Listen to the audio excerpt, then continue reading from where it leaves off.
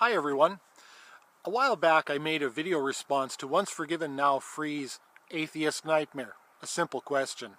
And I was up in the bush and I'd seen FSX23's response to that video, and I thought I'd make a video response. I was enjoying myself. I hadn't seen any of his Once Forgiven Now Free's work before then.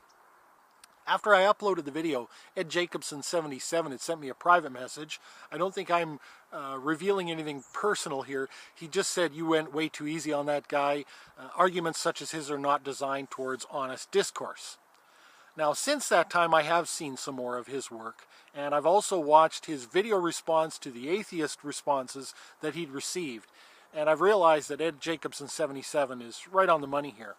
Now, in light of recent sort of disconnecting from certain YouTube theist personalities, I think Once Forgiven Now Free falls into the category for me of people that don't deserve any kind of discussion. It sort of falls into two categories.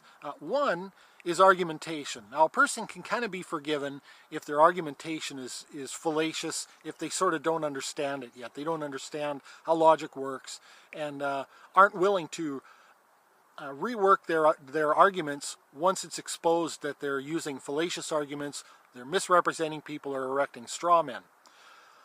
Number two is a little more difficult, though. Number two is sort of the reason for the recent disconnection of certain other YouTube theists, and that is if someone is not actually trying to engage in an honest discussion.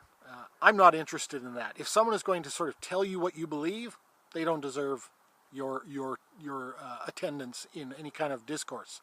If someone is going to only listen to your side of the argument for the purposes of tearing it down, they don't deserve to be part of the discussion. I'm interested in calm, rational discussion between people who actually pretend like they care about one another and are actually interested in sitting down and discussing the topics at hand to see if they can understand how and why their opponent might believe the way they do, to reach some sort of an understanding. And as the Realistic Nihilist put in a really excellent video recently on unilateral skepticism, to review our own beliefs and make sure that they always ring true, that we haven't discovered a flaw in our own argumentation. But that has to work both ways. So presuppositionalism doesn't cut it. Pompous, arrogant argumentation full of straw men, misrepresentations, don't cut it. Now, I may do a video response to Once Forgiven Now Free's video response to the atheist video responses that he received at some point. I won't be forwarding it to him, though, because I have no desire to engage in discussions with him for reasons I will cover shortly. But I may do it in the interest of sort of wrapping up the discussion on that on my own channel and for the benefit of people who are subscribed to my channel. So when it comes to Once Forgiven Now Free, it's very easy to see where his head is at and what he's actually interested in. Now, it could be that he'd been beat up by atheists for quite a long time and dug his heels in and did a lot of research to try and come up with his own answers and has come out of the gate as a smug, arrogant little bugger. That could be the case, I'm not sure, but that is the way he comes off. In fact, the video title of the first video that I saw of his should have told me something: The Atheist Nightmare. That is a troll label, or a troll title for a video, right? He's trolling with that title. But when it comes to argumentation and straw man and misrepresentations, he really takes the cake. I watched today 2 of his videos back to back. One on Thunderfoot attacking Ken Ham, and then the other one on what atheists believe, 5 things that atheists believe. I'll link them both below. If you watched one and watched the other, it's pretty clear that this is a guy who's really, really concerned about people misrepresenting creationist viewpoints, and then is going to turn around and tell atheists, or tell the world, what atheists believe.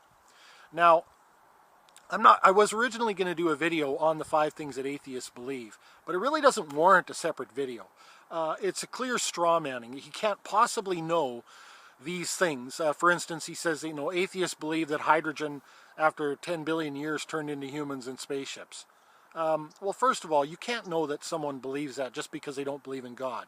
There are atheists that believe that they are themselves their own transcendent beings.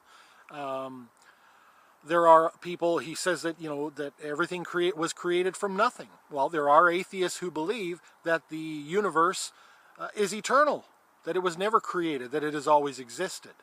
So again, you know, just a couple of small points there, that from atheism you cannot tell those things of a person. And of course it's very, very frustrating. I commented myself on his channel on the Atheist Nightmare Response video, and I quoted him saying, without God you can't know anything. And then I further went on to say incorrect. The self-attesting primacy of existence can be known without God. And he responded and he said, straw man. I never said without acknowledging God. Well, that's interesting. Neither did I. So again, I think that this guy is disingenuous. He's not interested in any kind of honest discussion. He's not interested in understanding how atheists could not see evidence for God. One of the other things that he did, real briefly, in his original video, he said he wanted people to, if people don't believe that their brains were intelligently designed, you know, how can that be? Could you trust your thoughts, etc., etc.? And in no place in there did he say, no, I don't want evidence for evolution.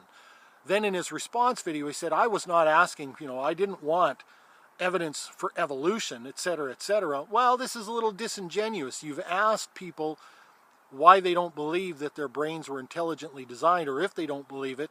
I think it would stand to reason that some people might want to give you some evolutionary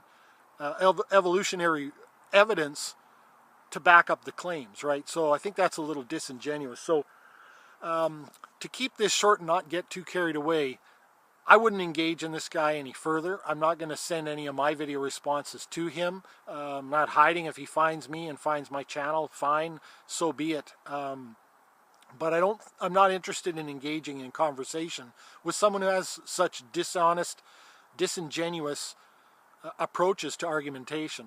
And so to Ed Jacobson 77, you were right on the money. Thanks for watching.